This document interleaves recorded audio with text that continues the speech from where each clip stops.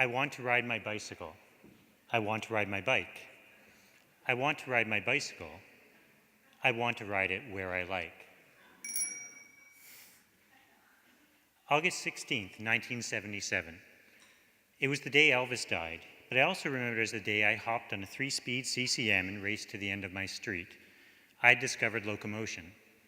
I'd discovered freedom.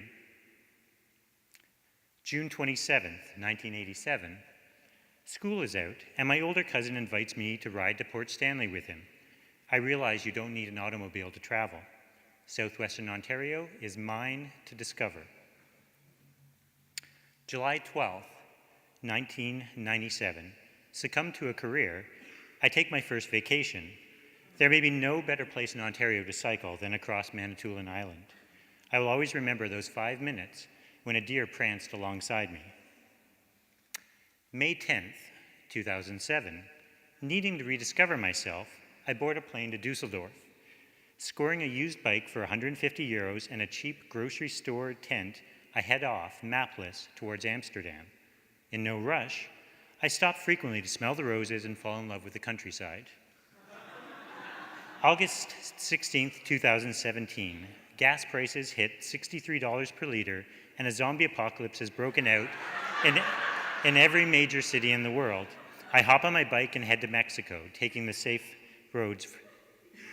In case civilization does crumble, I'm squeezing in a few practice adventures, eating and drinking my way throughout Italy. Practically every day is a caloric deficit, but the scenery is enough to satisfy any appetite. And then I start the I Heart UW bike tour, which raised money for the United Way on a week-long bike ride to the Big Apple. As chance would have it, I arrived in time to experience Occupy Wall Street firsthand. After that, I might go on the most ambitious tour to date to the land of the midnight sun, Iceland. About 3 weeks at the summer solstice should just about do it. Now I've wasted about half of my time up here talking about myself. What I'm really up here for is to tell you that practically anyone should, or maybe could, do this. Why? Well, how do these words resonate with you? Freedom, adventure, health, environmentally friendly, exploration, reflection, affordable, awareness, independence, genuine, rewarding, and of course, food. Spend more than a couple hours in the saddle, and you'll have experienced all of these. Now, did you also know that I can read minds? You're thinking, but that's not safe. Cars will kill me. Yes, Ontario's lacking in the infrastructure that I've seen in Europe. Heck, even New York State has 4 dedicated bike routes that crisscross it. From Manhattan to Niagara, you can have a paved car-width lane that you can ride on. But things are happening in Ontario. We have the Share the Road campaign, as well as a private member Bill 100, which would require a paved shoulder to be on all highways. Secondary roads. But I don't have a touring bike. Well, you don't need one. I met this fellow who rode from Boston to Milwaukee with kitty litter buckets attached to his 30-year-old bike that he found in a dump. Now that's extreme, but it proves that anything will do. Now I'm scared to go by myself, so gather up a group of friends. Pictured here is what we call the Boys of Summer bike ride, London to St. Mary's. A dip in the quarry practically made us kids again. We don't have any friends? Well, your credit card can get you on an organized trip that provides everything, including the bike.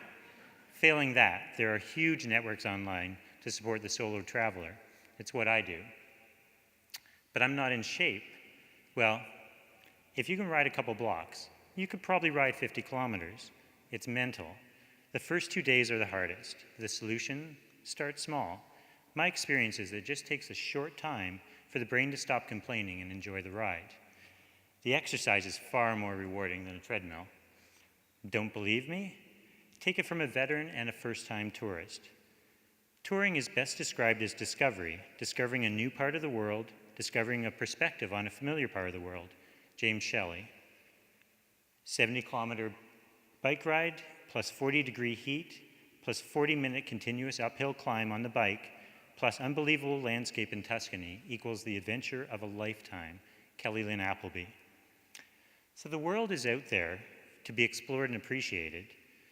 If an average Joe like me can end up in a place like this, what do you think you could do? If you dare to try, I'm more than willing to help. Just give me a ring.